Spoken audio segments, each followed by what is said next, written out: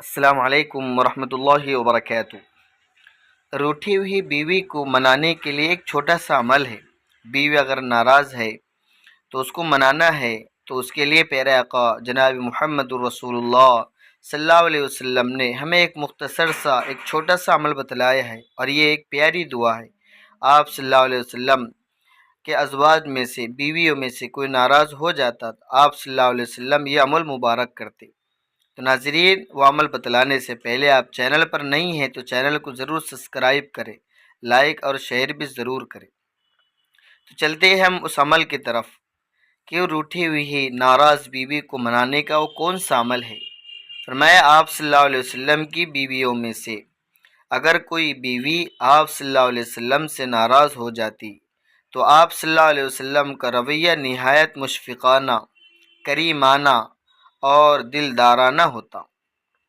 آپ صلی اللہ علیہ وسلم ان کے مونڈے پر دست مبارک رکھتے، بیوی کے مونڈے پر اپنا ہاتھ رکھتے اور دعا فرماتے۔ یہ دعا یہ عمل کریں گے انشاءاللہ۔ اس عمل کی برکت سے، اس دعا کی برکت سے بیوی کبھی ناراض نہیں ہوں گی۔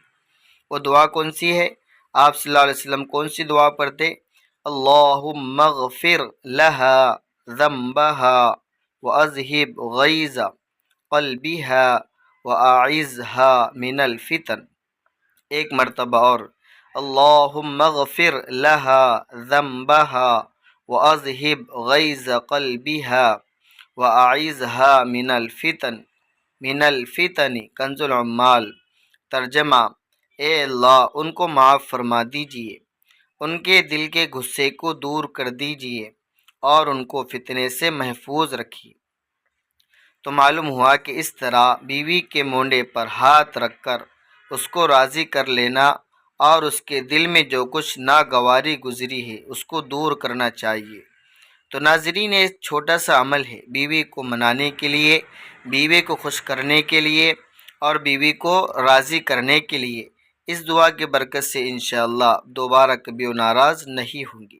تو اس عمل کو ہم ضرور کریں، یہ دعا پڑھیں، اللہم اغفر لہا ذنبہا واذہب غیظ قلبہا واعذہا من الفتن۔ والسلام علیکم ورحمۃ اللہ وبرکاتہ۔